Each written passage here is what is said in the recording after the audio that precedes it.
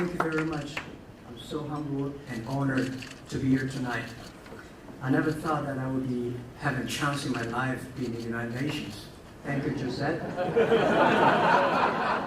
And thank you very much, Asia Society. And I have a lot to say, but I would like to thank Elite for the teachers.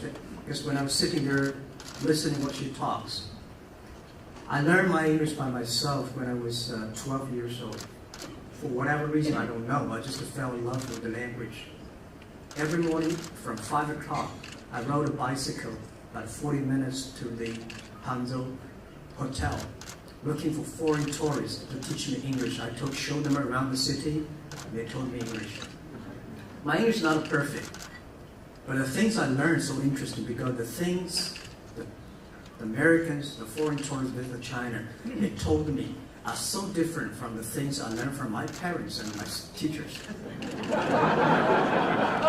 Yes, I was in Cultural Revolution, everything I taught, so different. Since then, everything I learned, I've got a habit. You have to use your own brain to think about it, just one more minute. When everything body says yes, wait for 1 minute. When everybody says no, wait for 1 minute. Think about it carefully. Because if you look at the world in a different way, you might do it in a different way. And tonight I'm so honored and inspired by all the game-changing partners. By listening to their stories, I know there are so much things I should do, I should do better, and so many things we can do. And I think that I'm here today not to represent myself, it's to represent all the small guys, all the small business that I've been working with. 1995, when I left my university, I told my president of the university, I said, I'm going to be an entrepreneur doing internet. He said, what is internet? I said, I don't know. And then he listened for 2 hours, say, okay, Jack, I know you want to do something. I don't know what you're going to do, but 10 years later, if you want to be back, please be back. And I said, okay, within 10 years, I will not be back. I know, as a teacher, as I said, teacher, you always believe the future. You believe knowledge will change people's life. You believe and you hope that your students are better than you are. Students are the best products. Today, I'm not a teacher, but I got CEO as the Chief Education Officer of my school. So people, my colleagues don't like me because I talk a lot. And I say, I do the talk, you do the work. That's a lot of work, right? When I started business, because it's so difficult to be a small business owner in China. It took me 5 months to borrow $500 and still failed.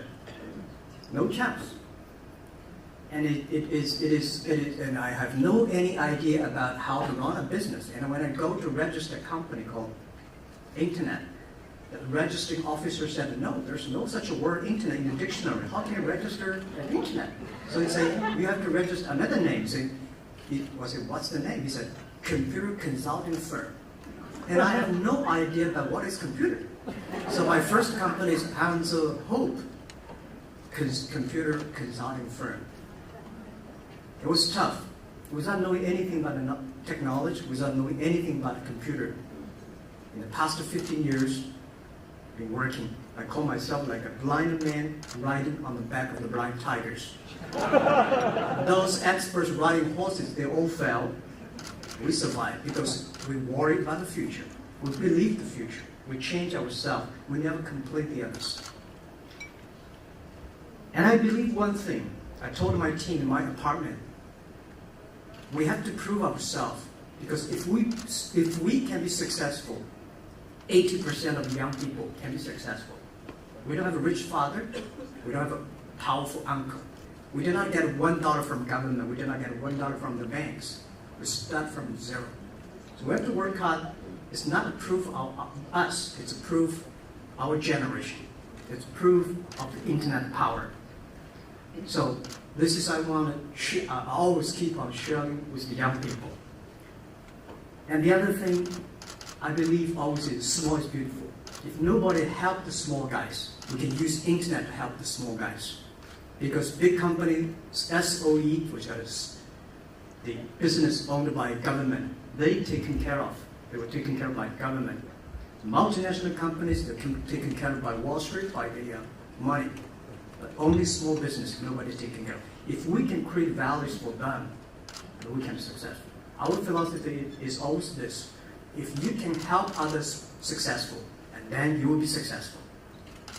I'm not in talking law, but I'm the person believe the future, believe the young people, believe innovation.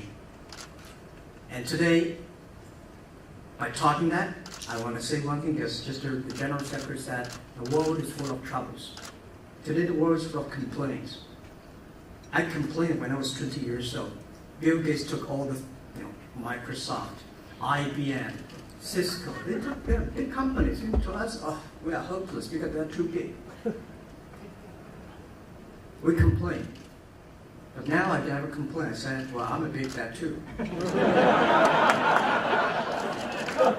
And I want to tell the young people, when most people complain, where the opportunity is.